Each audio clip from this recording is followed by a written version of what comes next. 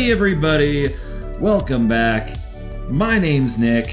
My name is Jair. And we are here with episode 3 of the Dungeon Boys. The Dungeon Boys. It has been quite a fun ride so far.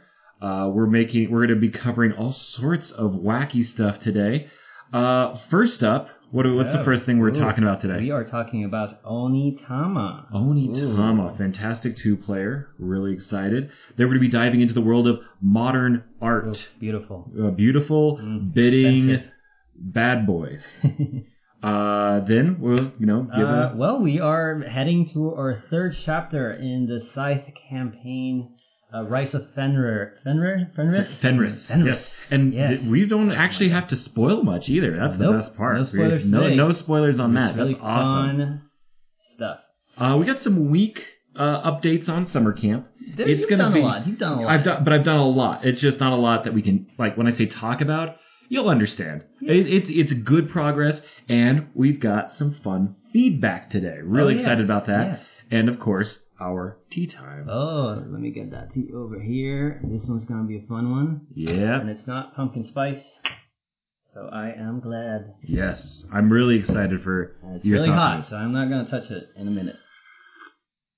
All right. Yep, too dangerous to touch too closely. So how's it going, Nick? How's your week been? It's been a lot of fun. Been a lot of fun things. I think one of the coolest podcast-related things recently is my store had a flea market. Oh, yeah. Every 3 months, they do what's called the Etten Games and Hobbies flea market, where you can typically bring board games and miniatures and such, but pretty much any sort of nerd paraphernalia, and put it up for sale. We did not have swords, not a thing. But some people were selling DVDs, Some people were selling dice bags, things like that. Cool. And I have a very fun reputation there. I sell everything. I bring a buttload of games and I sell it all. Because one of the things with my collection, with as experienced and, hobby enthusiast as I am, you would assume I'm going to have walls and walls of games. However, we are recording this in my tiny, super sweaty casita. We are also recording in the afternoon rather than the morning, and we are suffering from it. Steak. Ooh, yeah, sweaty. It's all right, though. You can't hear... Well, maybe they might be able to After hear a while, they're going to hear my perspiration just oozing out of me. But all I have is a tiny shelf of games. And it's packed to the brim with all sorts of goodness. But if I'm interested in new stuff, or there's games I've always wanted to get, you got to make room. And so every 3 months I've gone in with anywhere between 10 to 15 games, and I sell everything. And I always take, in top 3, the most money back. And I made $415 this time around. $415, of which there are 80 left. Nice. I've already ordered new games for us to play. Oh, okay. We have the expansions for Space Alert, right? Dungeon Pets, and we are getting Last Will. Last Will. If you can't tell, I'm a huge CG fanboy. I've only heard things about The Last Will, and I am just very much fascinated. The concept's great, and we'll be talking about it for sure. And then also Expansity, which is the second big medium game that came from Breaking Games at Gen Con this year. Their other one was Rise of Tribes. Oh. So I'm really excited to get both of those and maybe have a big Breaking Games bonanza. We've been trying to play Rise of Tribes to talk about it for a while now. We played it, but I really feel like a second or third play is really going to make it so our discussion on it is just peachy keen. But that was really satisfying. So do you want to talk about this now? We are introducing, we're coming up with a new cool way of reviewing our games, right? That's actually true. So glad you brought that up. Yeah. So we've been talking about, do we want to do thumbs up, thumbs down? What sort of seal of approval can we give? And I talked to Jair, and he really liked this idea that we both basically have a gold star we can give the game. If we like it and we think it goes above and beyond, there's good games, but if there's ones that go above and beyond, we're going to give it, our star of approval. There's the Nick star and the Jair one. If they actually do collide, that is the Dungeon Boys double star seal of excellence. Boogaloo. Ooh, double star Boogaloo. I like that. So that's going to be how we do those things. But not if they don't get it, doesn't mean it's necessarily bad. It's just kind of that Hall of Fame sort of a thing. Yes. So yeah, that's really interesting. But let's talk about something even more interesting. How are you, Jair? Oh, I am very good. I am very hot, but that's all right. Now, all good. Nothing much has happened. I'm starting, I'm living alone for the first time in a while. I'm slowly, becoming more of an adult. Just recently set up my own doctor appointment yesterday morning. I don't think I've ever felt more depressed about being above the age of 18 than that just full sentence right there. I set up my own doctor appointment. I've been in Albuquerque for about 2 years. I have not gone to the doctor. I haven't gone to the doctor even back in Puerto Rico like 10 years ago. I don't know how I'm still walking. But yeah, I did that. It was fun. It wasn't. I'm lying. But we'll see. We'll see how it goes. I'll just do a checkup and see if I'm a healthy young boy. And one thing that we both shared is we said goodbye to a coworker this week. We did. Tanner Wilson, really good friend of ours. She was really cool. She was really opinionated on games, not in a nasty way, because I can get opinionated and be really bold and brash. She would just look at you. This is how I feel. Yes. This is and it's great input.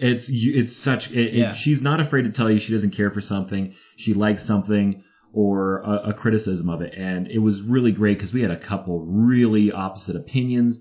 And I love that. I love when somebody disagrees with me and we can discuss key concepts. It was really sad to see her go, but we did had a really fun party at my place, my new wild. Place. We played Fun Employed. We played Fun Employed, and that was good. Did we play anything else? No, we didn't get around to anything else. We just, we were pretty close to busting out my new Codenames XXL. Oh. And you haven't played regular Codenames yet, which they're the exact same thing. It's just bigger. But I'm excited for that. But yeah, no, we got to have a big old party for that, and I just thought we would end the Jair one on a happy note and not be contemplating my existential dread. No, but like I said, nothing much happened other than that, and I actually forgot about that, and that's awesome. That's great. We did drink a large amount to forget possible things. Good luck in your endeavors, Tanner. Yes. We will miss you. Enjoy Boston.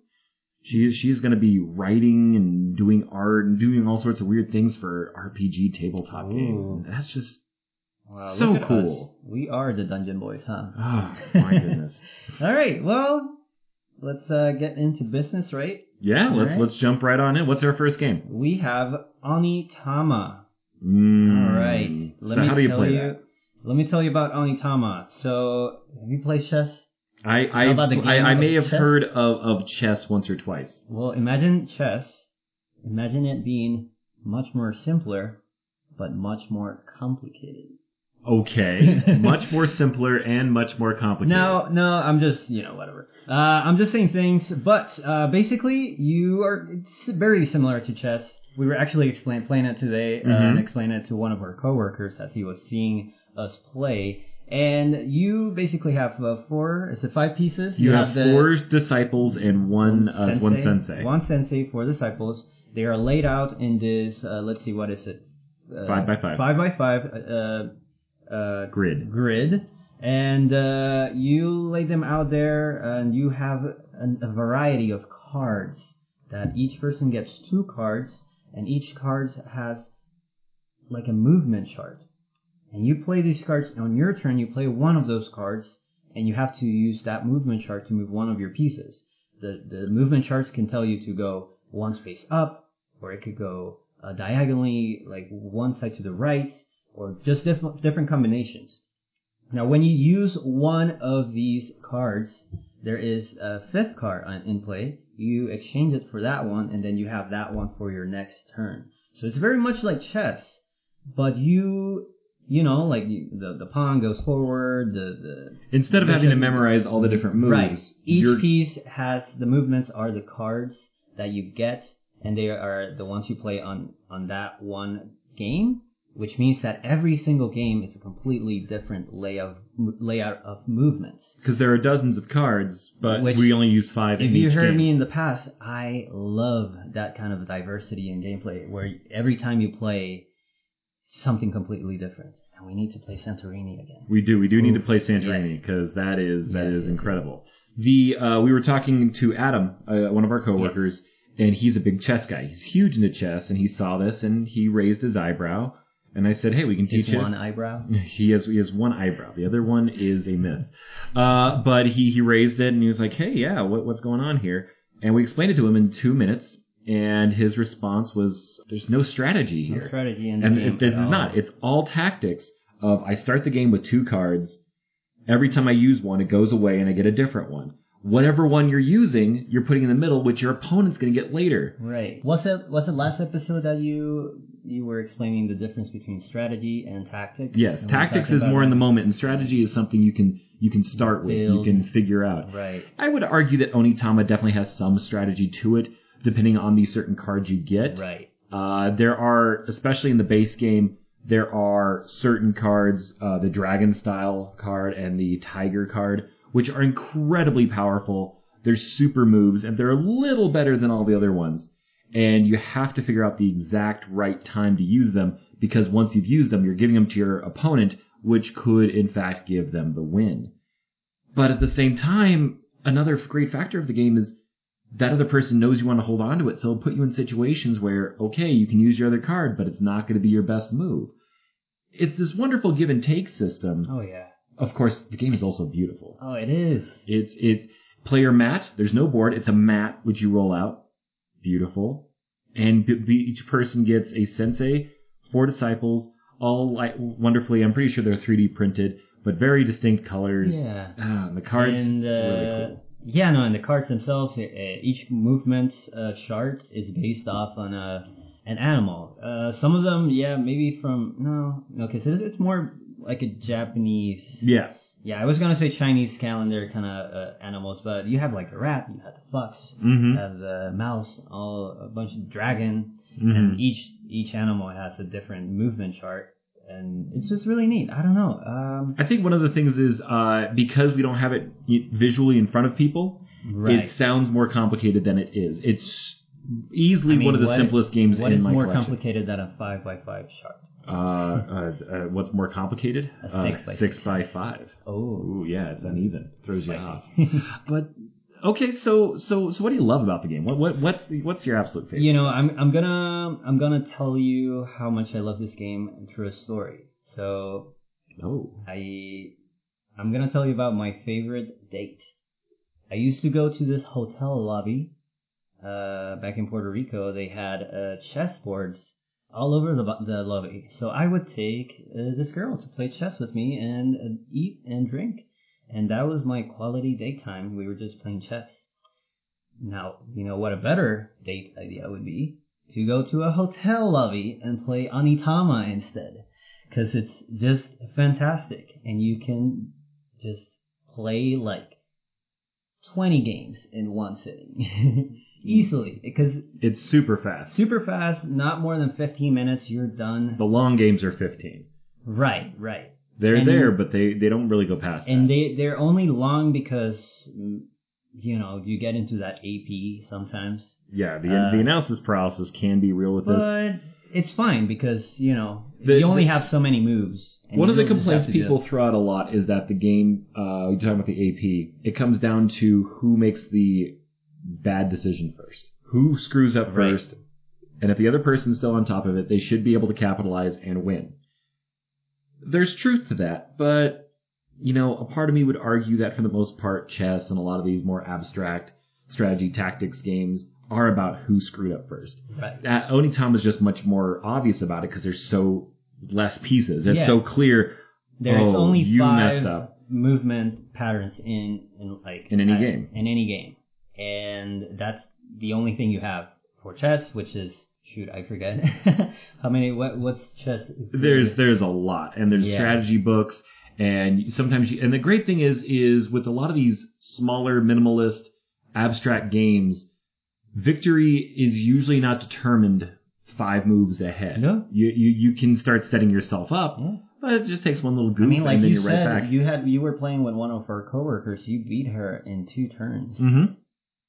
But at the same time, the great thing is when you've won the game, 90% of the time, if not even more so, it's one move away. Yep. So I always put the house rule of finish it. Give that person who won the benefit of the victory, give them that satisfaction, and make your move. Don't just concede, and let them get the win in, because it's available to you. It's quick, it's snappy, it's really it's fast moving, and it's simple. And all these things, again, it makes a lot of high replayability. Yeah. It makes it's a pretty smooth game. There are 2 expansions for the game. There are Sensei's Path and Way of the Wind. Sensei's Path, there's not much to say. It's just more cards. More movement charts. Just different wacky stuff. Once you play the game a lot, you really start to figure out, I guess, the meta. You'll know the people you play, what cards you treasure the most. Everybody loves the dragon. Everyone loves the tiger. But there are some other ones out there. The monkey, I feel, is horribly underappreciated. The crab is pretty neat. The crab is pretty fantastic. And Sensei's Path just offers more cards, so you're not quite able to figure out your meta for the game when you start getting that down. That does take a lot of plays. So if you're someone who likes to collect really fast, that is, if you need to collect, if you play a lot of games really fast, you will figure Onitama out a little bit, and that can still be really good. Then you can almost play it at a chess level where you see which cards come out and you can immediately start making your plans for the day. Sensei's Path throws a huge wrench in that, says, here you go, here's some new ideas. Yeah, if you enjoy Onitama at all, Sensei's Path is a no-brainer for that one. Oh, yeah. We have The Way of the Wind. That's the second expansion. Just came out. We played it. We just played it once. Yeah, we've only played it once. We did not finish that game. Huh? We actually did not finish that one. The way it works is that it involves a neutral piece called the Wind God. It's this see-through turquoise-ish, maybe sea blue otter. And it's such a beautiful... It's a beautiful little piece. And the cards that come with it not only move you, but move the god as well. When the god gets in the way, like crosses paths with a disciple, he'll switch places with them. And wherever the god is, no one can go. So the way you win Onitama is you either take out the sensei of the opposing team or get your sensei to the other side's dojo, which is the equivalent of trying to get your king to the other person's king spot, sort of a thing. Probably a lot easier than that, but still, it can be quite a challenge. Mm-hmm. If you drop the wind god on your own base, the other person has to figure out a way to move the wind god to make that happen, because it's a very tricky piece. The one thing, the Way of the Wind is incredibly unique for me. It's with Onitama and Sensei's Path, Sensei's Path just adds new cards. So it's still Onitama. The game ends in 15. You get this great rhythm. You can play a whole bunch of games. Way of the Wind it's very flexible. Sometimes it ends immediately. And when we played, my favorite example is the one I played with Jair. Yeah. It went on forever. And there's so many times you mess up, and then the otter can come in and kind of fix it, maybe reset the game in a weird, crazy way. It's fun, but I feel it's definitely once you've mastered Onitama and you need more flavor fun. It's definitely not, I would say, as strong as Sensei's Path, but Sensei's Path is more cheating because it's just more cards. More cards, yeah. How do you feel about the Way of the Wind? Well, we did just play it once and we did not finish, so I couldn't see the whole expanse of the whole gameplay of it. But just playing a couple of rounds of Onitama and then playing some of the Way of the Wind, really fun stuff. I just love this little added elements to the game, and I wonder, when we have the creator right here, right? I'm gonna screw up his name. Shinpei Sato, right? I'm pretty sure it's Shinpei Sato. Shinpei Sato.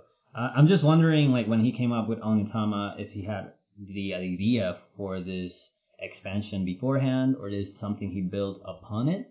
Because it's really cool. I don't know. If I had come up with this game, I don't think I would have been able to come up with this interesting concept of having an extra piece in the board to shake things up, like the otter, like the wind otter. Mm-hmm. Really cool. I don't know. And I think I feel the same way about you about Sensei's Path. It's just more cards. Mm-hmm. Really, it's cool stuff, but it's just more cards. So now, we've talked very highly of it. Right. This is what you call the mid-review turn there. Ooh. So Onitama is good. I'm going to spoil it for you. It's a good game. It can be, however, really dry. It only offers so much.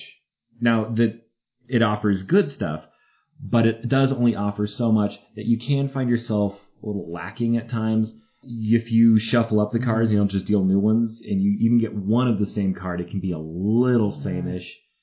While what I like to tell people, I was thinking about this yesterday, how I was going to say it. It is a fast, fun, suitable two-player card chess game. That's a lot of fun.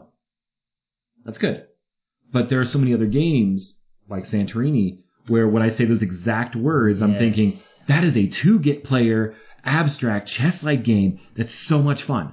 And Onitama offers, a good bit of dopamine. There are just games out there, I think, that do it a little better, but it's still good. While Sensei's Path, really as soon as you've played a few rounds of Onitama, it makes sense to get Sensei's Path. Way of the Wind is very much an expansion. Typically, in board games, expansions, more often than not, don't offer that much more to the game to justify their price point, things like that, and should only be reserved for those who truly love the game. I ordered the Dungeon Pets expansion. I'm pretty sure I love that. I have my own reasons for doing that. But typically you wouldn't buy that for a very long time, only after you've mastered the game. Way of the Wind is not as an essential of a buy as Sensei's Path. I don't know if I would recommend it to everybody, even a lot of people who like it, who like Onitama. Because we talked about how you could cover the base. There, I think, maybe are 2 cards that come with it that offer the honor to go backwards. So it's a really weird situation. So maybe it's in need of its own Sensei's Path. It could definitely use more. Yeah. And it definitely, because the thing with the otter is it adds a lot of chaos to a game that is surprisingly chaotic for... Sorry, what? Chaos? Chaos, oh. Yes. Oh, you are not as chaotic as you think you are. Jair professes to be a chaotic player, and as we'll talk about Scythe later on, he proved himself to not. It's true. We'll talk about that. But when you throw out this otter, the moves get all the wilder, and they're a lot harder to read, and it's not necessarily in a good way.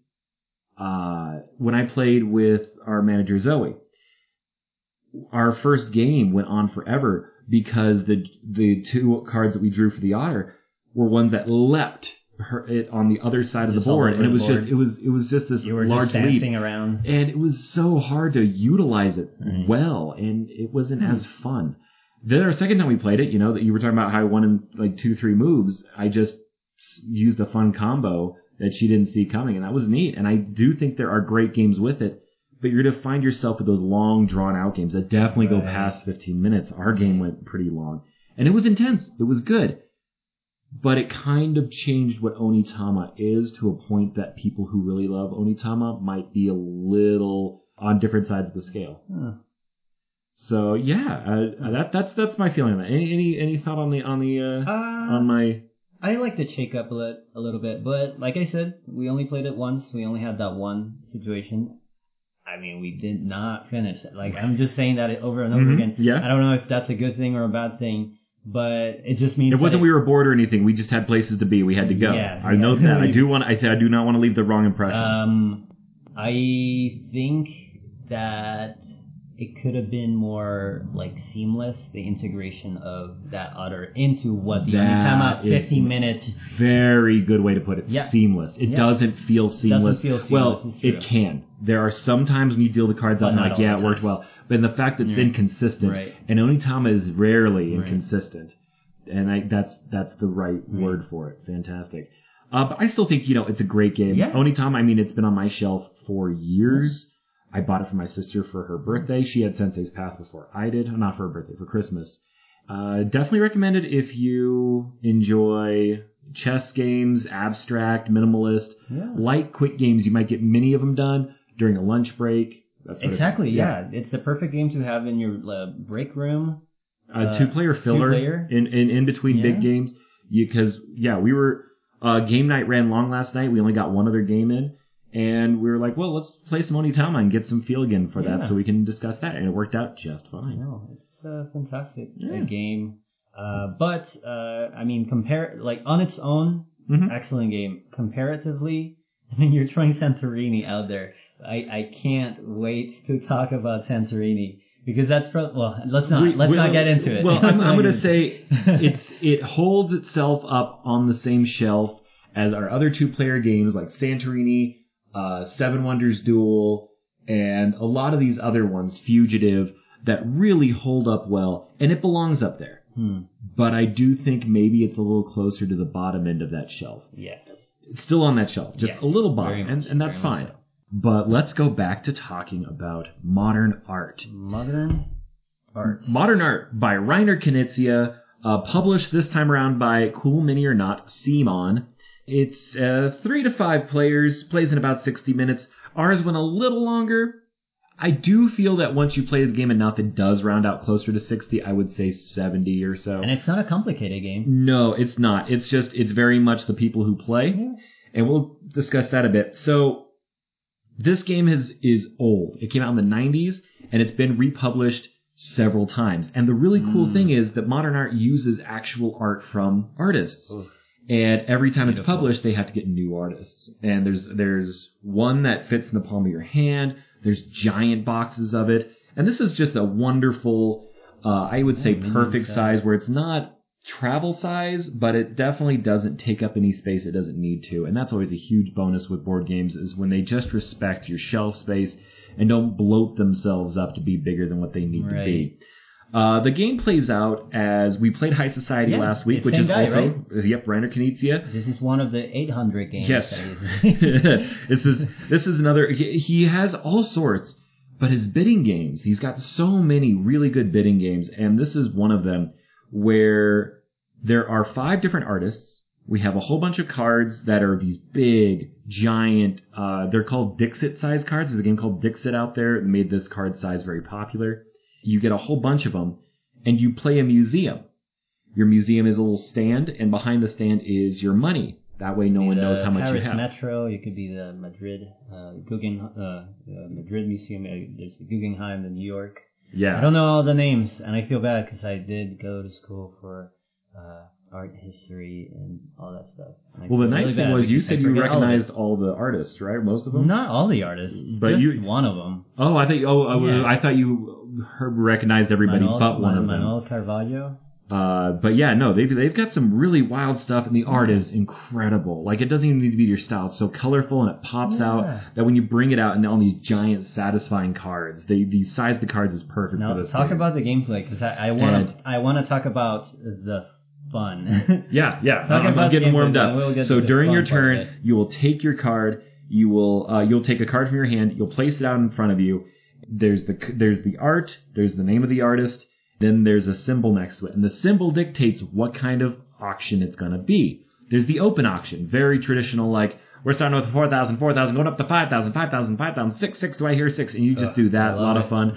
There's the one-stop auction where I'll look to Jair and he says, I'll give you 6 for it. Then the next person in line says, I'll give 7. Next person says 8. And then you yourself have the last chance to outbid everyone. But everyone only gets one shot in clockwise rotation to outbid each other. And that adds a great level of, how do I make a bid if I really want it that no one else wants to overbid on, but they also don't want to pay too much? And I don't want to pay too much. Because this is wonderful balance. The goal is to have the most money at the end of the game. Yep. And the other factor, the other one I always got confused with was there's the $sign symbol, and that symbol is the one offer bet. And basically, it's the auctioneer's job to come up with one price. I say this is worth $18,000. In clockwise order, the first person to tell me yes gets it, and everybody else is left. And if no one says it, then you have to buy it yourself. And then the last one is the secret auction, which is kind of arguably, they're all equally as much fun. I can't choose a favorite. But basically, instead of all the arguing and the bidding numbers, you simply take as much money as you're willing to spend for the painting. put it in your fist. Everybody brings their fists up, they flip them over, and whoever has the most money in their hand wins the painting. So you do all these different types of bids. You go until, and every artist, there's going to be multiple artists showing up of the 5. Yeah, there's 5 artists. Yes. Multiple parts of the same artist. Exactly. With different art, of course. And so eventually, you have a 5th card, a 5th painting from an artist, and that ends the round. Once that 5th card is out there, it's over. And the only cards that are score you money at the end of the game, at the end of the round, are going to be the the most popular, second popular, and third most popular paintings that showed up. So if you had a Manuel, and a Manuel, there was only 1 painting, and everybody else had at least 2, your Manuel's worth nothing. Nothing. And at the same time, if you have 2 of the most popular painting, you know, they could both be at worth like 30 each, and that gets you 60, a much better return. At first, it sounds like a lot, and it is for people at first. After the first round and you realize here's how the game's going to play, that 5th painting makes all the difference. It's really fun to watch people begin to count cards. Yes. And it's an easy game to count cards in because, you know, there are 4 Raphaels out on the field. There's 4 Manuels. That means one of us just needs to drop one of those to end the round. And I have 2 Raphaels. I have 2 Manuels. I win either way. But, you know, Panda's over here, and he's got all these things. We don't want him to have that. And you start figuring these things out, and then you also figure, what kind of bid at this point in the game is going to get me the most money at the end of it? It's this wonderful give and take where, comparatively to High Society, was very minimal, certain type of bet only, and fun. That game is fun. It wraps up in 20-ish minutes. This game is much more substantial. And another site called it Finicky. And it is, you know, all the different types of stuff, but that also just makes it wilder. Yes. Yeah, it is. It is such a wild game. Tell me about your experience on this.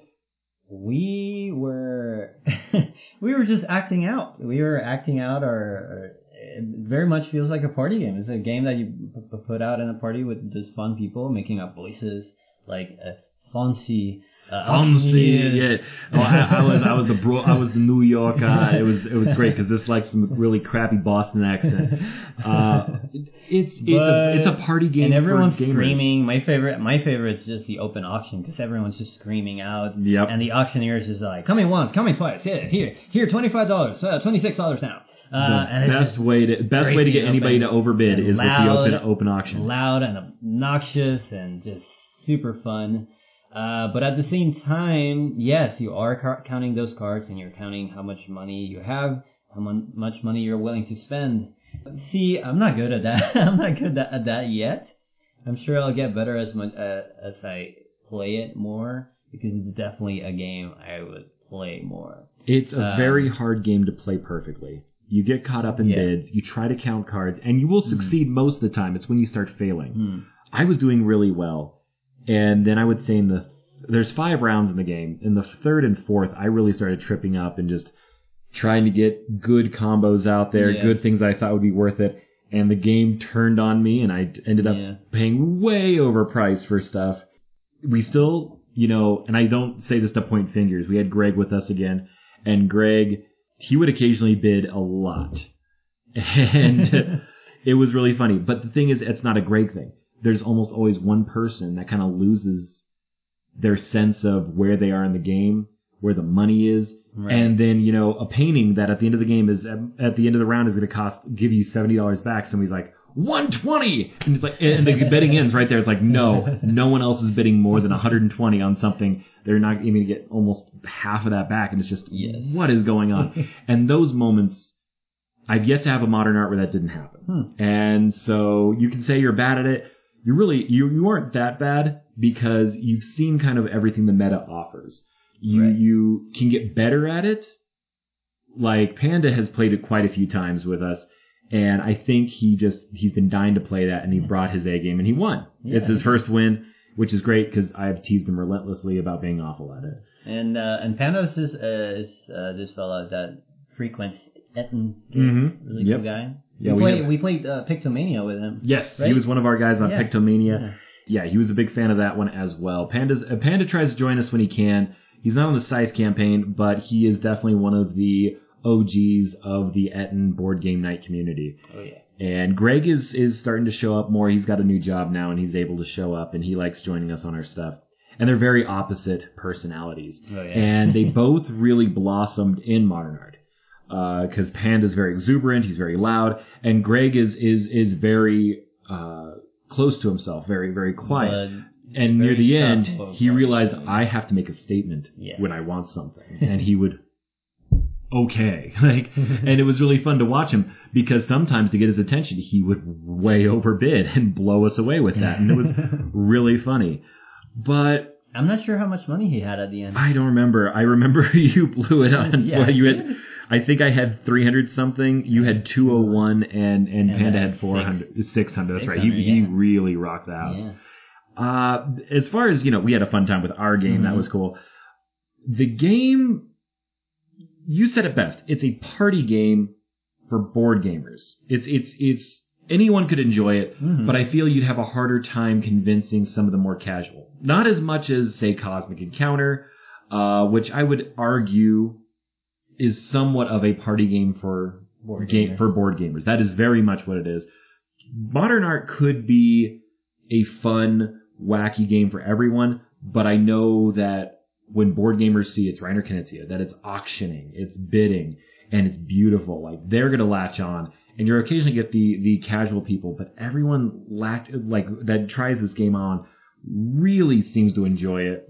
And the only reason I really wouldn't recommend it is if you don't like auctioning. If that's not a mechanic you like, because you said in the last with the High Society review you wanted to try other auction games. Yeah. And this is again another Reiner. We could try more of his. We have to get some friends that have them. And there are some others. I wanted to show you Cyclades, which is a war game with every round you have to bid for your action.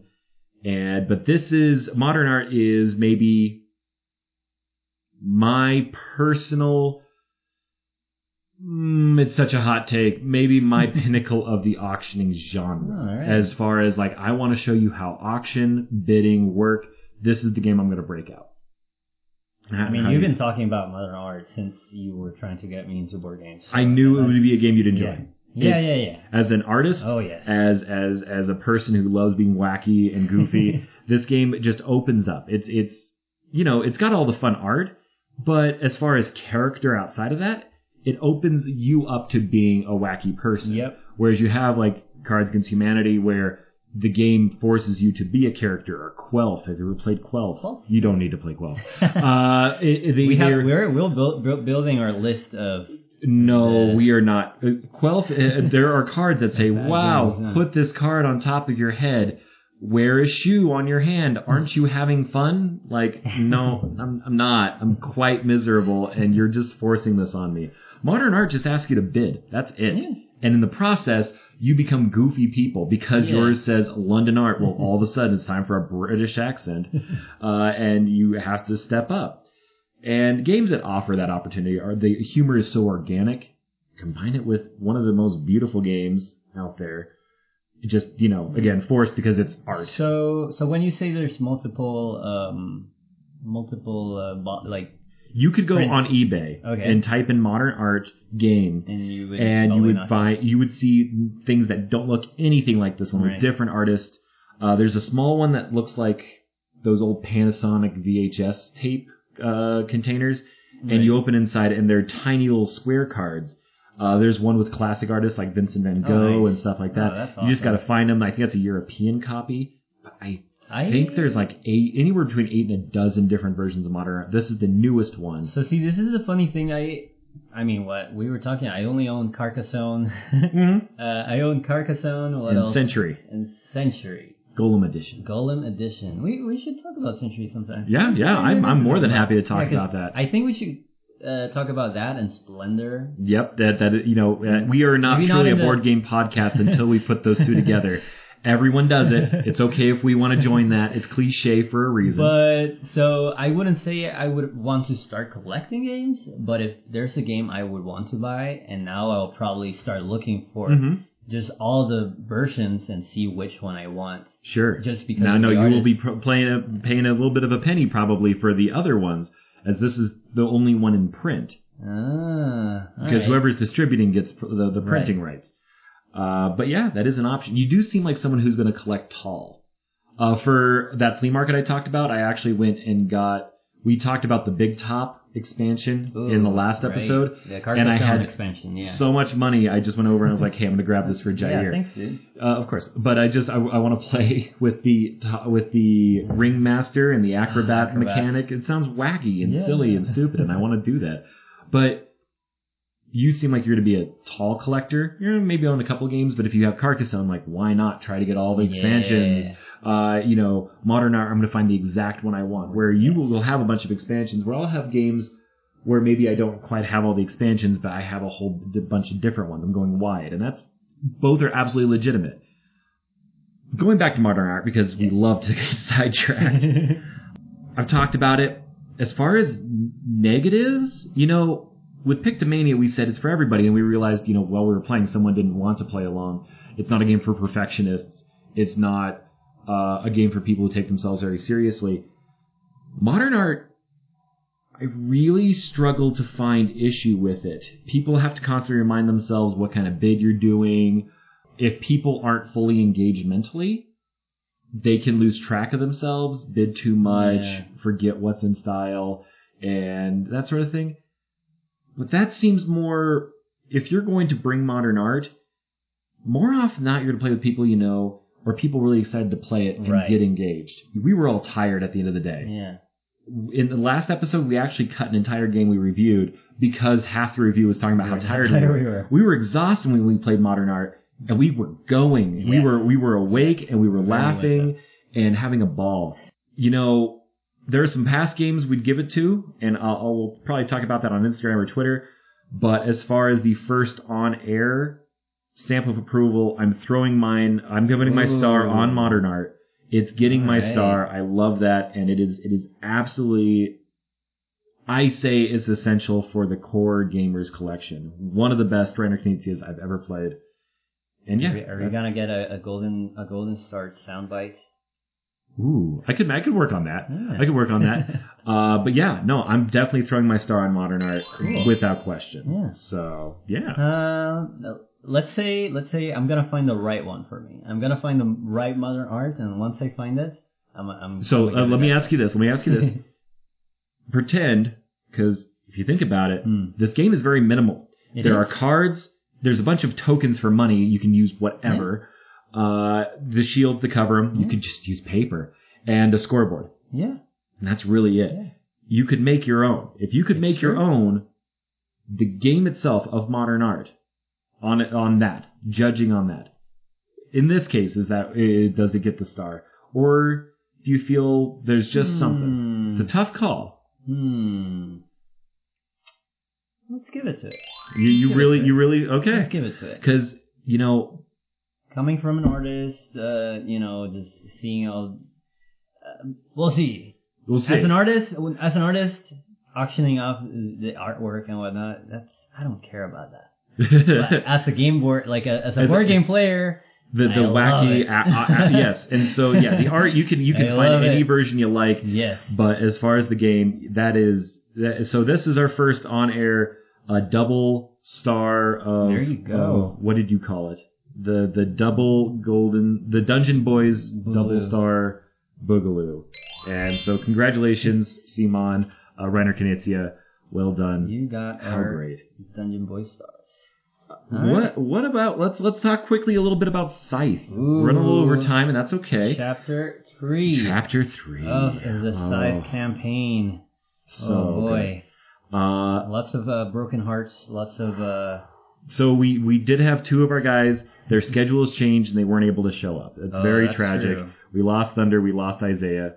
It was really sad. However, Greg, who really struggled last game to find a footing, he plays as Gunter. Gunter is the only person who can get more than 2 accomplishments in battle. Got 5 of his 6 stars out. All in battle. All in battle. He didn't get any other accomplishment, but going out there blood in his mouth, just beating the snot out of people, myself included. He got 3 stars in 1 turn beating me up. That's true. Yep. It was so relentless. Yep. And that was a fantastic game. Oh man. And the scary thing with Gunter is that he can really start to dictate the speed of the game. Everyone does, but if Gunter was played right and Greg was so on that vibe, it doesn't matter how well your engine's running, he's going to beat up somebody if he can and end it. That was wild. And you were all over the place. Good, bad, everywhere during that game. Yeah, I think I was building my engine. I had my spots where I was going to get the most amount of money from territories, but then Greg showed up and he said no. And then just to make it even better, Adrian. Oh, Adrian, my bad. Adrian also did the same thing. Adrian is running Polania, if you're following along the Scythe campaign, the white team. And he just got up in there and got all my guys back into my character board. Adrian didn't fight any more than he needed to. No, and he didn't. He played such a great game. We're going to spoil it right now.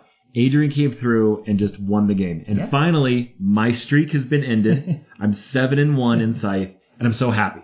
If I'm being totally undefeated, I feel like other people maybe aren't getting the game, or I'm just being too mean, or maybe subconsciously I'm forgetting to tell people a fun rule or something. And it's like, no, I don't want any of those. I want games where I have a lot of competition, and people have gotten really close. Really close, but at the end of the day, it's been a check. This last game, we were probably 3-4 moves before the end. Nobody knew who's going to win. Nope. I remember how coy, because Adrian's played Polania perfectly. Played Polania perfectly. Say that real fast 3 times. I will not. While you juggle. And Peter Piper played Polania perfectly. And he just disappeared. He sat in his corner and he built his engine. And, he got some encounter stuff, which is another thing Polania wants to do. But then he just disappeared. And because I'm on the opposite side of the table, I'm the complete opposite side of him, I kind of ignore him. I got to do my own thing. Evan was playing the Fjord of the Nordic, and he is slaying. He's built up a fantastic defense.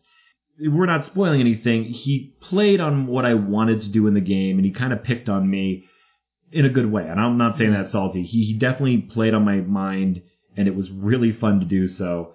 In the process, I think that's what doomed him. I think he had a game-winning progress that he kind of tripped over for the sake of messing me up. And that's, in this case, in this chapter, because I'm not spoiling anything, but in this chapter, I completely understand. And it left him on top for future games. We're not ruining that either, but oh my gosh, Evan is set up. Adrian might have won, but Evan... I think Evan got a fantastic head start in other games. Adrian, though, I remember my favorite part of that entire game was not tricking Greg into fighting me. Oh my god. I was sitting there. It was right before. My favorite part was right before that. Every game, not every, but a lot of the games I've won, everybody's like, okay guys, we got one more turn. Let's try and get some stuff done. And I'm sitting there. Maybe we have 2 more turns. If you don't do that thing, we have 2 more turns. We can all do cool stuff. And I'm sitting in the corner. Yeah, that's right. You do. And then I finish the game. I drop it and they realize, oh no, we forgot you were doing this one thing, and that's the end. And people who aren't able to wrap up, they aren't able to do that last thing to get as many points as they can. And it sucks. Adrian wanted to do that. He was sitting in the corner. Everybody's like, okay guys, we have one more turn. And there's Adrian like, don't say anything. And I look over and I realize, he had 2 recruits, or 2 workers hiding behind a mech from my, he wasn't trying to hide them, but I was like, there they are. And he was going to be able to accomplish his recruit accomplishment, do that. And I was like, hey guys, nope, Adrian has it. Has it. And I ruined his big surprise. And he looked at me like, dang, I really wanted to have that moment that you get. And I was like, it was still great because everybody's like, oh no. And it was way past Evan's turn. And Evan realized, I'm not going to get another turn. It's over. I got to use that as political nonsense against Greg. You were the chaos player then. No. Greg was the chaos player because he was fighting everybody in not very strategic ways, which worked well for him and very much against him. Yeah. But at the same time, he still played his part really well. Yeah. He could play it better, of course. Yeah. It's his second game. And he's so used to the last game was very war-centric, and this was a basic game of Scythe, which is, usually 2 battles or so. And there were a lot of battles for a basic game. It was so good. But I talked him into, hey, if you battle me, I'll let you have it, kid. I'll let you win, and you can end it before Adrian does. And so he's sitting there, and at first he realizes what I'm trying to do. He realizes that, I'm not going to do that. And then I talk to everyone else, hey, it's the best move for him, right? And, I get Evan to agree, because you can't politic. You can't convince people to do stuff if it's not in their interest. It's true. And they know you have an interest too. You have to convince them your purpose is just as, if not less important than theirs. And that's just the key part of board game politics. You're just trying to justify your evil deeds. No. And so I was like, if you attack me, I'm not going to use any power. You're going to win, and that'll end the game. And Smelly Adrian's not going to have a chance to do his thing. And so he attacked me, and I opened up the book and found all agreements and treaties made in-game are in no way binding. And I read that out loud, cranked up my power, and I beat the snot out of him just to get one more star on the field before the end of the game outside of my turn. I was like, that felt great. And Greg just looked at me with fire in his eyes, and he has a very, very stone-cold face. So when I saw that, I was like, good. He messed with me a lot in that game. And I was like, that's payback. And that was satisfying. He's gonna go at you full force, full Gunther. He's gonna go full Gunther. I'm so glad he's on the opposite side of the board. But that, and I beat you by 1 coin. 1 coin. You 52 to 53. I got right back at you. Revenge. There was a lot of revenge going on. The best part is the fact that everyone's on the same board as far as understanding how to play this game now. Is usually when I played this, we talked about my evil politicking. It's my biggest strength in my games, and along with the tactics, is that I can kind of pick on one person. Jair, team up with me. Let's do that. With Thunder. Well, Thunder. It's not so. Well, I went after Thunder. I wasn't, but it's not so much that I'm trying to take advantage of people. It's like in the first couple games, I made alliances with Evan. Like, hey man, let's just do our thing. And we kept our promise. Yeah. The only time I've really in this game been a jerk was to Greg in that last move. This game, I had to play against everyone. I really had to sling it at everyone saying, hey, let's make a deal, or come on. And Evan would not. I think Evan was tired of me doing that, and good on him. And what a game. That was so exciting. We aren't, without spoiling, things have changed. Oh, yes. For big times. Oh. When you open up Fenris, there are boxes and there are punch boards. They tell you not to look at the punch boards. I've looked at the punch board. Well, when you are the guy punching everything out, you see shit or stuff. It sucks. It sucks that you see it. And I want to make sure I'm the only one that sees it, not so for an advantage, but so other people aren't spoiled. And we got to use something big today, and it just felt good. Even if it wasn't me opening the box. You were worried you weren't gonna see what was in the box. We don't. The great thing is we reused a component from a previous game, from a previous Fenris campaign, and we all thought we knew what it was for, and we were all so wrong, sorely wrong. And that was to remind. It was as if the game was like, don't try to guess me. Don't try to guess what's going to happen. That's what I love about it. And that kept me on my toes. Really appreciated that. That's just system of diversity in gameplay. Like when you play a video game and it has trial mode and action mode and adventure mode. Imagine this, but there's hundreds of options. You can play this game in just so many different ways. You talked about Advance Wars. What I like about it is that even though we're playing with our same factions and everything and all that, when the game would start you, on an even level. You now know how to play the game. The next one is, you're being swarmed. Next one, you don't even have to win the day. You just have to last for so long before help arrives. Scythe is currently giving that kind of feeling with just maybe even more of a twist. The gameplay itself is twisted. Now, maybe your helicopters don't work. I don't know. I can't make a good, my analogy is getting lost in the translation, but it's very solid. And that was just such a satisfying chapter, which was funny because, again, it was a very basic game of Scythe. There was very few changes that we didn't talk about that changed a couple people's way they played. But for the most part, it was just good old game of Scythe. And in the process, we were rewarded with something very gratifying at the end. And like the campaign should, we're stupid excited to play the next chapter. And then we'll be halfway through. We actually wanted to play it like this week. Again. Oh, we were joking yesterday, like, hey, we should or today, I should just not go to jiu-jitsu and just bust out Scythe. And Jair took me full straight arm, like, yeah, let's do it. And I was like, no, I'm not. But yeah, get ready for next week. We probably get talk less and less about it because there's only so much. Yeah. Things really change. Unless there's something going. Well, yeah, I guess there would be more spoilers as we go further.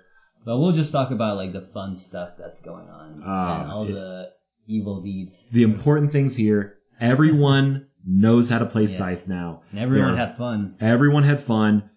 Everyone came out on top. Greg more than doubled his last score. Yeah.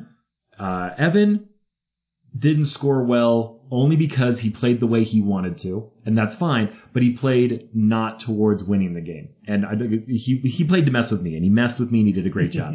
I got to play my game. Yeah. I had fun. You were all over the place, and Adrian got to hide in his little corner like the coward he is and beat me. So congratulations, Adrian, if you're listening. Shout out, #Smelly Adrian. Smelly Adrian. We love you. Congrats. Well earned. And I'm excited for another round of Scythe, The Rise of Fenris.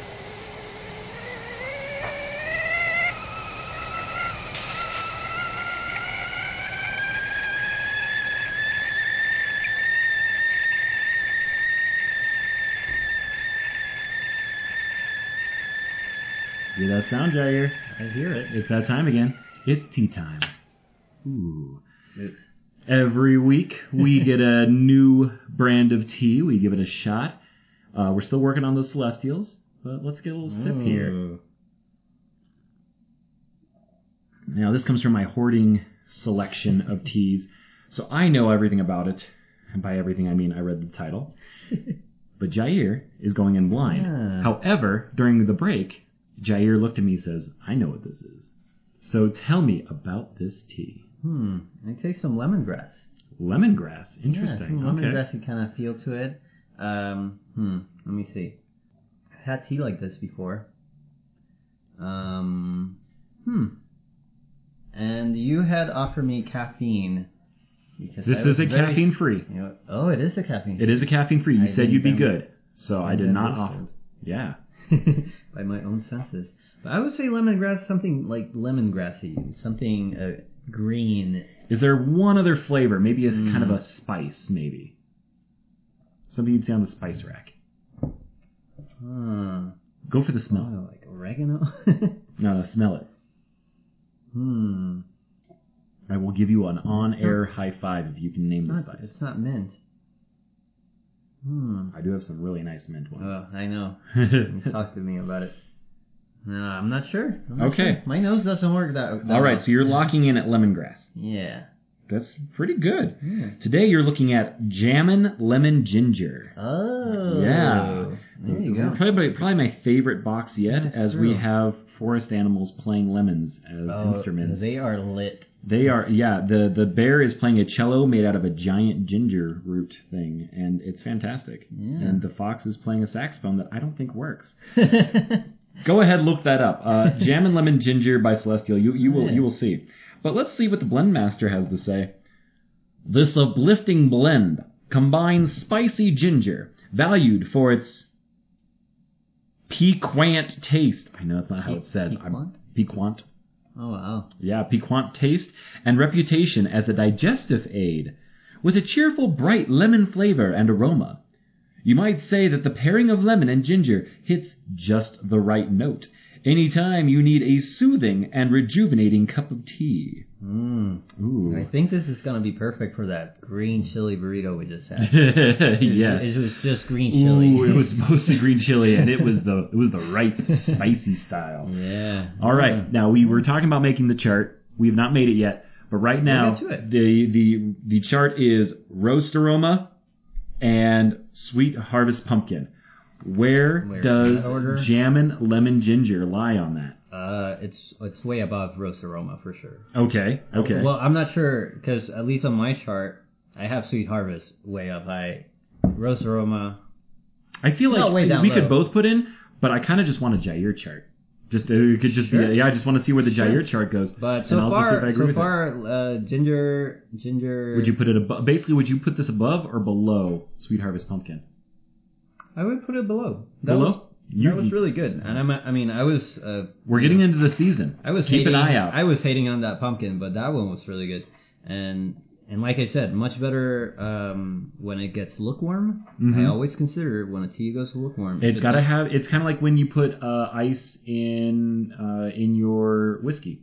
I used to use Stones. Oh yeah. I have plenty of whiskeys that you have that hard bite. It's common. Yeah. It's a common man's whiskey, but I love Bullet because Bullet starts off all nice and peppery, got a lot of bite, and then once the ice is melted, it's really smooth. And so I won't use the rocks because I want both those flavors. So when you talk about lukewarm and hot, we'll have a Dungeon Man, Dungeon Boys after dark. I can't tell you how many friends were like, "Yeah, what's your thing called? The Dungeon Boys." Is it an S&M thing? No! No! Love it. But yeah, no, I think I would agree with you on the ranking. Ginger. This is a really good standard flavor, like a good standard tea. And I think Sweet Harvest Pumpkin is just that really, when you're in the mood for it. Like if you're not in the mood, you want tea, you don't know quite what, this would be perfect. But when you're like, ooh, I'm really jonesing for it, which is great because it's a seasonal tea. If you're interested in this, like Nick, I need to try out these weird teas. There you go. It's this and the pumpkin.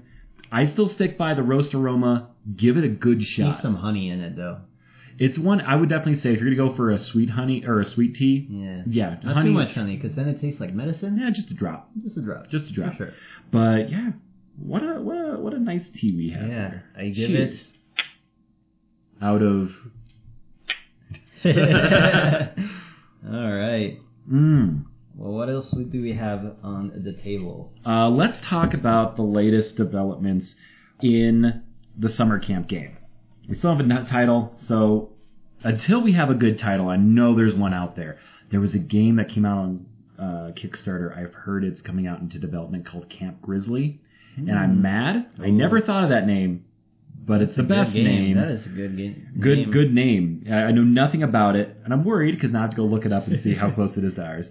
But yeah, just because I know that's a really cool name, we'll come up with our own. So until then, we're calling it Summer Camp. We can do better. We will. If you have ideas, you've heard a lot about it. If you live in the area or you're really enthusiastic, we'll be throwing out some playable demos. Talk to us through Facebook, Twitter, all this stuff. Just tell us things. Get in contact, and we can arrange a way because, as I promised, at the end of the month, we will have a prototype. It may not be good. It's not going to have a lot to it because I want to experience a lot of what people have to say before we go further with development. And we want people to play it. Yes. So but I have started... one of the big purchases with that flea market money is I bought dice. I bought a lot of dice, all 5 colors that we're currently using. We have 3 of the 5 here. The other 2 are on order. Beautiful. So by the end, we are going to have hundreds of dice. Will the game require hundreds of dice? Not a chance. I don't see how currently it will. However, we have enough for 2, maybe 3 games. Yeah. And so that way, if we can start making duplicates of stuff, we can have 2 games testing at the same time, which would just be divine.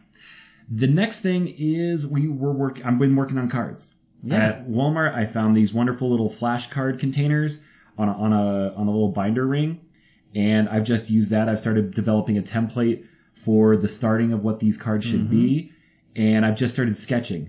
The little kids. Oh God! So there's the fantastic name, there's the stars, how many points they're worth, and then the dice. At the bottom are the dice, which are not only the color but the exact number the kid is looking for. I'm going to talk about that mechanic in a second, but typically that's all you need to do. If you're testing, you just draw that out, you're done. Right. I can't be as minimalist. I bought dice. You're not supposed to do that. You're supposed to get magic marker and just paint over cheap dice. But I just got, at least the colors.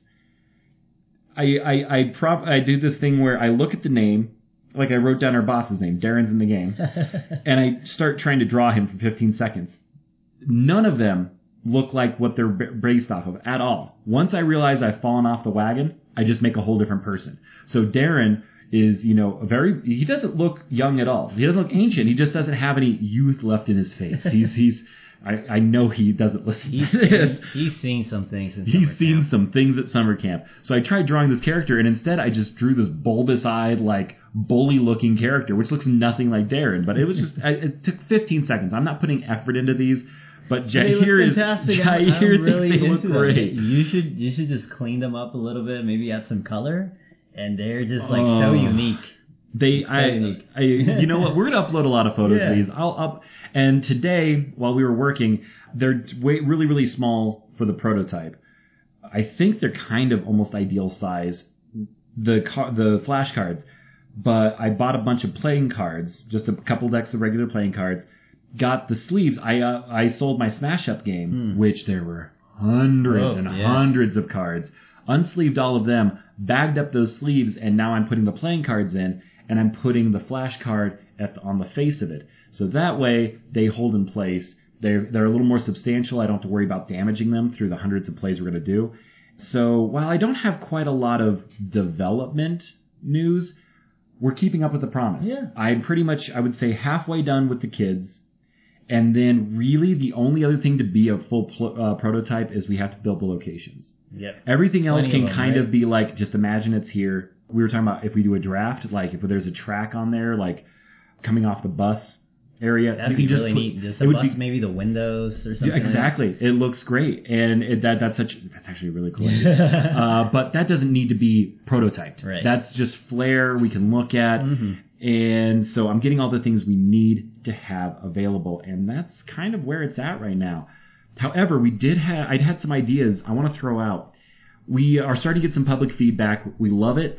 Listen to this. If you know anything about game design or what appeals to you, let me know what sounds good. Okay, I'm not asking you don't have to be a game expert. If you hear some good pitch stuff that sounds excellent, or I sound like I only need praise. Tell me it sounds awful. Yeah. It's okay. I want to hear these things. We're trying to make the best game possible. If it's something you would want in a game, tell us. If it's something you wouldn't want in the game, tell us. So let's talk about Darren. Darren is a 2-star kid. Kids range between 1 star and 3 stars. He needs, I think, a blue 4. No, he needs a blue 3 and an orange 6. Blue is water activities and orange is sports. The all blue requirements never go above 3. So they're going to be 1, 2, or 3. Right. The orange sports never go below 4. Theater requirement dice will always be even. Nerd things will always be odd. And then the field one, the green dice, are everything. They are just all numbers. They can be whatever because it's much more all around. Right. On one end, I was just showing Jair during the break a game called Favor the Pharaoh, one game I hope to review soon, because that game has such a story behind it. And anyway, it's a very dice-heavy game. I would best describe it as Super Yahtzee. There are different kinds of dice. There are noble dice. Noble dice, there's 1 3-face, 1 4-face, 2 5-faces, and 2 6-faces. Right. There is the serfs. And the serfs, I don't believe, go above 4, or maybe not even above 3. So the dice, their faces are manipulated by this. This would require some customizing, or, in prototype, it's just 6 on this dice equals 2, something like that. Yeah. We could go that route. But here's another big mechanic of the game. Darren is worth 2 stars, maximum. That's if you get the 3 blue and the number 6 orange on him. However, if you can get a 6 of any dice, that's half a point for the orange requirement. Right. If you got a blue, that's a 1, and you can't uptick it or you ran out of upticks or whatever, you've gotten 2 halves of his requirements met, and 2 halves equal 1 point. So he has a potential of 2. But if you can still try to get a point off of him. Right. And I feel like that's where we want to go. And if we do that, then we don't want to mess with the faces of the dice, because then the blue can still possibly serve as a number requirement for something else. There are currently, like I said, 1 to 3 stars total off of characters.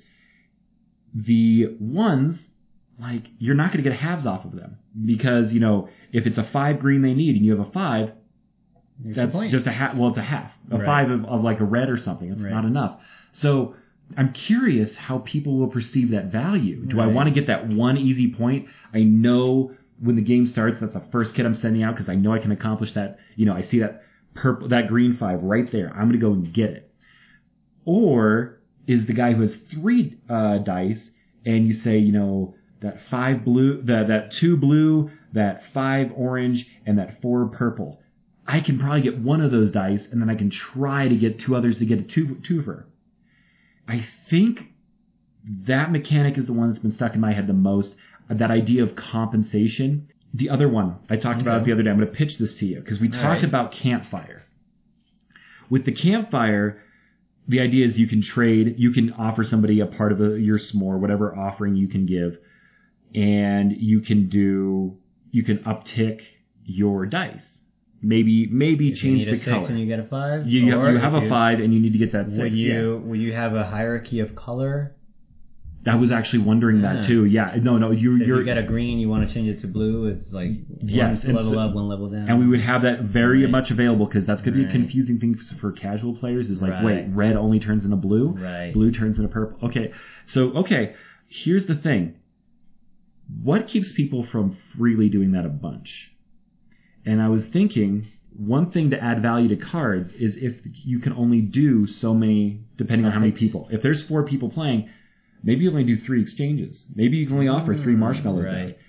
However, some kids may offer you the opportunity to trade more.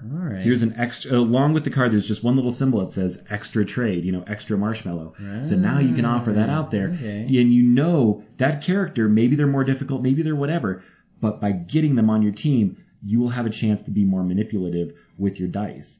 And I'm really curious if how does that strike you? I like that, setting the limit for getting those upticks naturally with the game without the kids, but then the kids themselves being like, if you see a kid with that, you're gonna say like, yes, I want to uptick or downtick my dice. So let's draft it, and I'm sure that would make the draft a little bit more. I think I don't want to make anything too complicated, but I feel like this is a mechanic we've had since the beginning, and by implementing it now, that's going to throw in just a little spice into the pot, and maybe that's a token that we can work with. Is if locations offer we only have 1 nerd dice. It's the one computer we have here at camp that Trevor's using. But if you send Jamie over, maybe she can get, an extra token to offer extra trade at the end. I think, again, that's the other thing. The biggest issue as I'm developing this, it's more, right now I'm just messing with dice on the cards. I'm just drawing them all up. It's tedious. I want to get through this so I can update you guys with real news. The big hurdle I'm having right now is, as I build these locations, should all the locations have the same number? Right now I have 4 locations for every main type, theater, sports, all that. What else do they do? And this is why we really need to play Ex Libris. I'm not necessarily looking to steal ideas from them, but I want to steal that sort of enthusiasm of like what all, the areas are so odd. There's one where you take a book and you leave a book. You have to take 1 card from your hand, leave it there, and then take whatever you want from it when you go to that one spot. There's an auction house where the first person there is saying, I will pay one card to get all of these cards. Well, I'll pay 2 cards to get all these cards.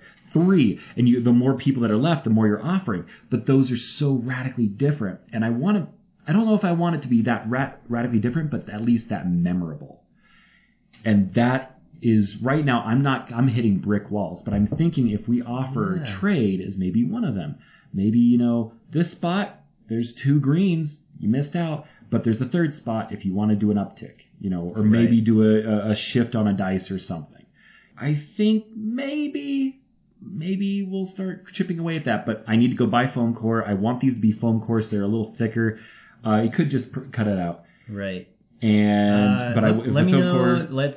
I'm sure you have the list of all the locations because I'm sure you'll want like some sort of art, some sort of like. Really, for the prototype, don't care. Yeah. I need to have like locations, spots where the cards can be put down, what's available, and what they do. Right. It's going to be more text and symbology than it is the art. Right. Once we actually start building, then we can look at the art and stuff. But that's where my mind's at the moment. Not that I think these would be as complicated as the Scythe player boards, player mats, but that's what I'm coming from when I'm imagining these, like just these board, like little mats, board things, rectangles. I mean, finished product, not the prototype, but just like the artwork and the spaces for these components to fit in. Yeah, no, for sure. And the big thing with this is once I have a prototype here and we kind of get an idea of where we're going with it, this is where our graphic design is going to come into play. Because the big next step is if we can get a print and play going. A print and play that's very, what's the word I'm looking for? Flexible. It can change into whatever we need it to be. But if we can offer that, that means we're not restricted to Etten, an active imagination, and our friends. We can say, hey, here's a link, download this, play it, and tell us what you think. Because right now it's all marker. I have kids markers I'm drawing all this with. But once I realize this is what we want to do, I can put this out digitally. I can put it on Tabletop Simulator. It's a game on Steam where you can make your own board games and such. But I want to make sure it's digital. Right. I just don't want to scan, the Olga card and the Darren card. It's not going to get us much of anywhere. But that will be the goal once the prototype's done. We can start getting digital stuff out, getting play tests in, and give you updates there. Cool. So I didn't think I had a lot to say there, but we're working. Basically, it comes down to here's some new ideas. Tell us what you think. If you like the idea of certain dice only being certain faces, or how the trade mechanic, the new idea for the trade mechanic of limited trade. Or if you think it should be free, free trade to try and get as much as you want by also rewarding everybody for allowing you to. I think all of these things will just define what the game in the end is, because we do have kind of like a very loose idea of what it is going to be end game. But is it a game focused on trade? Is it a game focused on draft? Is it a game focused on dice play? Can we balance it enough that it's a little bit of all of these, and you take away a little bit of all of those? Because Seven Wonders is everything about drafting, and Modern Art is everything about auctioning. There's not really any other mechanics to that. I think a great example is, we're not going to talk too much about it, but we played Walkstar. And Walkstar is different. It's dice management. It's real time. It's figuring out strategy and tactics all in this moment. So there's a lot of different things, and they all fuse together. And that's kind of what I want to shoot for. If we want to make a singular, or Scythe even. Scythe, so many different mechanics. But that's where we're at. And I kind of like that. I'm feeling good. Yeah, I felt shaky going into this, and I feel like getting it out there was very therapeutic. Yeah, so, that's awesome. Cheers. Yeah, for sure. All right. So we have, like I said, we have some fan interaction to close us out today. First, I want to talk about, we actually got some notes from stuff we said on the show, which is really neat. Oh. And I want to talk about that. We had Susan, our friend Susan. She was one of the people at Etten. All right. At our last one, we talked about how the difference between a basic Legacy game and Scythe are. I think I left kind of my wrong impression of Scythe Legacy, or Pandemic Legacy. She wrote, Pandemic Legacy was a good value for me. 12 plus sessions with friends, playing for a common goal was fun. After it was done, a member of the group who didn't have base game took stickers off and used it to play regular Pandemic. That is very legitimate. I think I was giving Legacy a bad rap. I have not played Pandemic Legacy, and I cannot tell you how excited I am to play it. We are. I'm really excited to play it. What I meant by that is just that when you're done with Pandemic Legacy, there's nothing really left. Your friend's using it to play base Pandemic. Most people who are going to play this probably do, but you're just kind of left with a base game. There's not a lot of different... Whereas we got, at the end of the last chapter... Of Scythe. At the last chapter of Scythe, we have something that next time we open up basic Scythe, we're like, hey, you want to use that thing, that right there?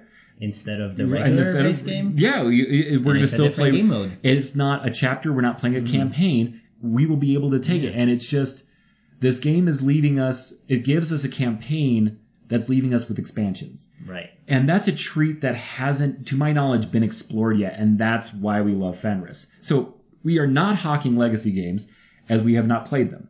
Right. But, and like, again, can't stress enough. Really excited to, and I don't mean to poo on them. How many chapters? Chapters in Pandemic? Yeah. Pandemic's flexible. Okay. Based on your choices, you may have more or less. I think you're guaranteed 12. I think you can get up to like 17. Oh, wow. And they're going to ask questions of you, and you say, okay, well, we do this. It's like, okay, here's how your next one's going to go. Okay. Good luck. I don't see how we aren't going to love it. I've heard great things about season 1. I've heard some pretty shaky things. Oh, it's really polished and good.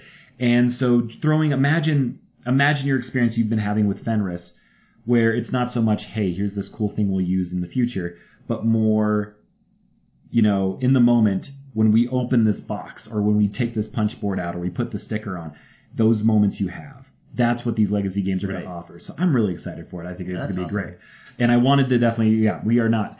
Another thing she mentioned to me in person is that she's not as big on the Euro games. Okay. And I liked how she said this because she's absolutely true. She said a lot of these Euro games are just taking pieces of the whole and just smushing together to see what happens. Absolutely correct. You're not wrong with that. And when you look at it that way, in any way, it could be looked at positively, negatively, but I feel like there are some Euros that just, they do their own thing. They're absolutely fantastic. But, Reiner Knizia, the reason he has 800 games, he's like, mechanic A, mechanic B. What if we smush them together? High society. What if we take all the bidding with limited resource hand management? What happens? Yeah. That's okay to me. Yeah. So that's exactly what we are doing with this. We got drafting. We've got all these things that are not necessarily original, but we hope creates this genuine experience. And again, I run back to the story of what Doc Hammer of the Venture Brothers said. Originality is overrated. It's about being genuine. But Susan is absolutely right that a lot of the Euro department is just taking the same puzzle pieces. For me, like I've said before, it comes down to theme or innovation. I'm not at a point where I can innovate. I'm excited to get to that point if it's ever possible. But, I'm going to work on the polish. And she wasn't downing us at all. She was just expressing her opinion on those, and that's excellent. I love hearing that opinion. She's shared some really fun opinions with me lately, and I've really just treasured anytime somebody comes up, like Evan. Yeah. You like Evan, right? Yeah. Evan hates party games. He despises them. Oh, wow. He walked away with Twilight Imperium the other day. If you know anything about board games, that's one of the big boy 6 to 10 hour games. I was trying to remind him about a moment somebody told me he had with Codenames. He looks at me like, oh, yeah? I mean, I hate it. But and I was just laughing because I was like, of course you hate it because you're Evan, and that's great. So, yeah, I got some feedback there. And cool. I really wanted to express that to make sure we get the right thing across here. Now, we did ask everyone, to close it out here, what game are you really excited to play? Maybe it's not out yet. Maybe it's in the mail. Maybe it's been out for decades and you just haven't had a chance to, that you're just dying to play. What's the new game that you're just itching at? And we got a couple answers from all different platforms. Yeah, that's awesome. On Reddit, we had Jetty, Jetty here. He writes, I have Near and Far still waiting to be played. Too many reviews, obligations, neglected classes, and for funsies stuff that has gotten in the way, but I think it's the only unplayed game on my shelf. Near and Far is a sequel to a game called Above and Below. I've not played Near and Far, but Above and Below is this kind of a Euro worker placement game where you are building kind of this underground society that's also above ground. You're right in the middle. And every time you go underground, you kind of open the storybook and you have kind of a choose-your-own-adventure sort of a deal. But it's risky. So I like Above and Below. I need to play it more. And then Near and Far is more of a, I would say, people really talking about how much they like the book, I think. and Near and Far goes more in the book department. Cool. And I can't say much more only because I don't know much more.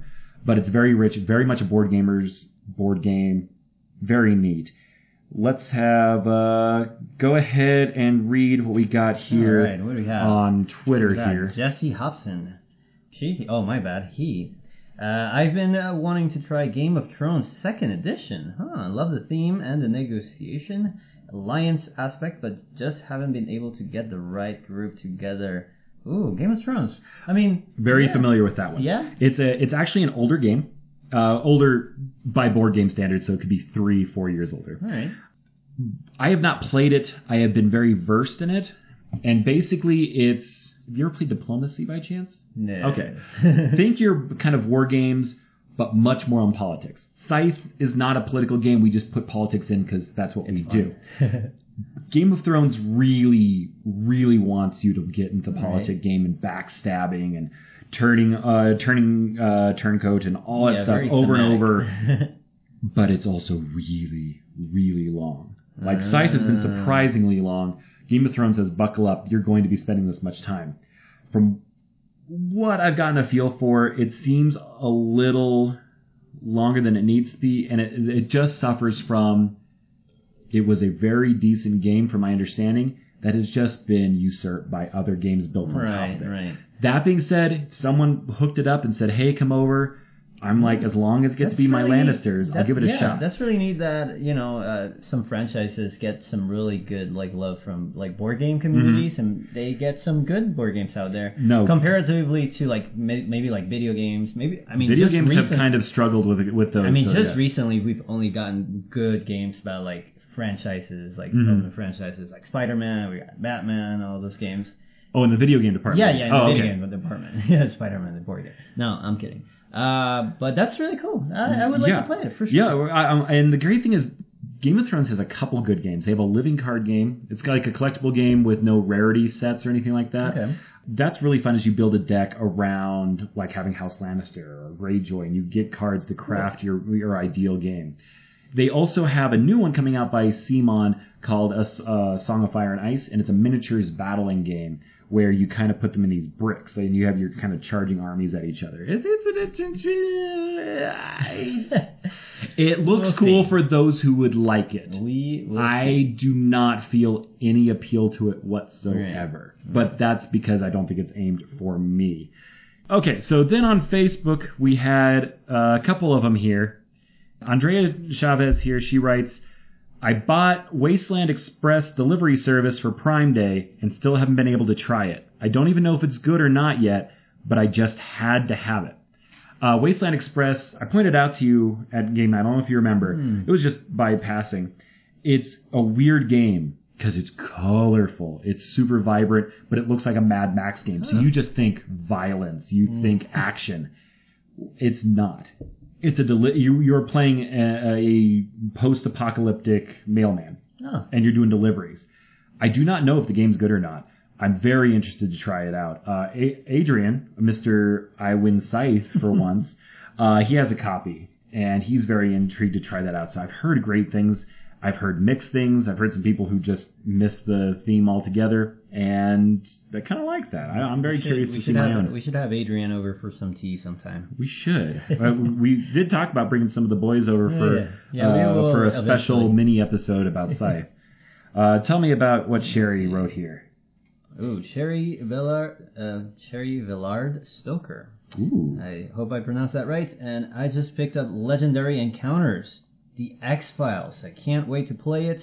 I also haven't been able to play My Little Scythe or Hunt for the Ring, even though I have both. All right, so tell me about Legendary Encounters. Legendary first started off as a deck builder for Marvel. Okay. You would get a deck for Hulk, or they're kind of basic with some special powers, and then the special Hulk cards and the Black Widow cards would all be shuffled in, and you'd build a deck on it as the bad guys rain down. Semi-cooperative. There's an X-Files one. And Encounters is all sorts of different types. I had the original Legendary Encounters, which was Alien. Ooh. And you would have the 4 movies. Talk about franchise games. And then the next one, they have this one at right now, is Legendary Encounters Predator. Predator, and the X-Files is the newest one to the team. There's Big Trouble in Little China and Firefly. But yeah, X-Files is the new one, and they're solid games. You have to like deck builders for them. You have to be, I'm about this, because they're, at least in my experience, brutally difficult. The Alien one is so nasty. There's not much else to their mechanic except that. So you have to like it. And then the other ones they're talking about, My Little Scythe, is a cute version of Scythe that I'd love to talk about later. But it's quick, it's fun, it's a good time. And then War of the Ring, I'm actually not too sure myself on exactly how it plays, but it's a Lord of the Rings game, and Lord of the Rings games are starting to explode as people are getting some amazing reviews on a lot of the different sets. But War of the Ring, I think, is one of the newer ones out, and that's kind of all I personally know. And we got one more here from Blanca, who just writes, Castell. Hint, hint, hashtag let's play it soon, hashtag seriously Nick, play with me. Blanca has been unfortunately shoved to the side because we keep playing Scythe, which always runs, like this podcast, much longer than we intend to. Yeah. And but Castell, we've talked about it before a couple times for component's sake, but it's a game where you draw from a big, way too big, overpriced bag, and you pull out these tiles. And these tiles are Castellians, I think is the term, and they're professional human tower acrobats, and you have to build. I've seen that on the show. Yes, yep. It is an interesting game, and it's one we should play for the podcast because I still don't know how I feel about it. There are so many cool things about it. For when I played it, just tiny short review. When I played it, I didn't feel like I was playing it right because I just kind of sat in my corner trying to build the coolest tower, not the one that should actually win the game. Okay. And we had to end early because it ran much longer than we anticipated. But when we ended, I was getting my butt kicked. I think maybe I could have scrounged up some points, but I didn't feel like I was going to win the game at the end. But I was too busy with the tower, and I kind of lost concept of how to win. And so maybe I need to give it more of a shot. Very, very strange game. But hey, maybe it's amazing. Maybe there are those people, it's one of those games that's not for everyone. And maybe it's not for me. Maybe it is. We'll play it with you, Blanca. Yeah, we're going to bust that out, Blanca. Yeah, that's a promise. I don't know when, but we're going to. Quick off for the two of us. What game are you most excited to play? What have you been dying to get to the table? Because you got your Modern Art. Space Alert. Space Alert. I think Evan has hyped that so much. Space Alert. Space Alert, yes. For sure. You get 10 minutes. You gotta program. You're setting yourself up. You're putting cards face down that say, okay, in the first round, guys, I'm gonna go to room A. Okay? And then the second one, I'm gonna do this. And you're putting them all face down. And then at the end, as the game progresses, then the idea is, here's all the things we plan to do, and then we flip over cards. And we find out that we're all idiots and we're gonna die. It's a cooperative experience. You're all gonna save the ship or you're all gonna die. And it's just playing the world's dumbest Star Trek characters. It's from Vlada Chvátil, who made Pictomania, Dungeon Pets. So if you've been feeling a good vibe, it's just more of that character, awesome. And it's so wild. Great. I'm right there with you. I kind of forgot about it, but we got the expansion coming, which we're probably never going to use because I've heard it's just 10 times harder. And mine, I brought it to game night with no intention of necessarily playing, but learning it, is I found a copy of Root. Ooh, Root. If you know anything about board games, you know that's hype. It's a game of cute little critters. You're all in a political standstill as the cats are the kingdom overlords trying to build a bunch. The birds are trying to reestablish royalty. The mice and underling animals are all trying to make an alliance. And the raccoon is running around just trying to gain glory and be a disgusting trash panda.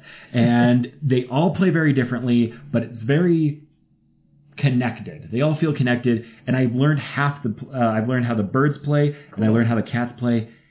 And they're so they cool. all play differently. The cats are trying to build buildings. Okay. They can build, if they can build sawmills, they get wood.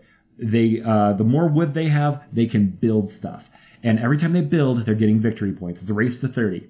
The birds have to program, like Space Alert, they have to program all their moves. Then they have to be able to do them, or their current leader goes into turmoil, and he's discarded, and you get a new one. You lose everything on your program board, and you have to start over. And you lose points. So the idea is, what it looks like is they're going to be aggressive, they're going to attack, and you'll get up to like 12. but then you'll go to turmoil and lose like 6. It's like, oh God. And you're just going to do this back and forth. Oh my God. And the Underground Alliance, they're trying to set up like horrible traps for everybody where, are you really going to step in this area? Because we have an alliance. And if you do that, you have to give us supporters. And it's so dirty and so cool. And it looks approachable. All the different classes, except for the Vagabond, he has quite a few, are 2 pages. You have to read them a couple times to understand, but just 2 pages. Okay, this is how my team works. And that's so cool. Really excited to play it. Really excited for it. Yeah. I'm really excited. That's the game we were actually going to play with Tanner. Yes, Tanner invited us to Root, and we just could not make it due to social obligations. But I was excited to show her. I brought it to one work day just to show her I was that excited and genuine to play it. And that's awesome. Yeah, for sure. I'll be fully transparent. The timer reads an hour 40. It's going to be edited heavily. But what an exciting episode. It was a great episode. The third one's the charm, I guess, huh? It was really cool because both of us were gassed today. We both had to wake up really early, go to work, do a bunch of stuff to draw it out. Yes. Where we basically started work the same time we would have started the podcast. And the caffeine was getting us through and fine, but like when I was doing a room and you were off the clock, you were just trying to take a nap. Both of us went in at 0. We're both plenty moist and damp off the heat in this room. It is musky. Let us know if you want to hear more about our muskiness. And on that, all right, everybody. Thank you so much for listening. Have a fantastic day.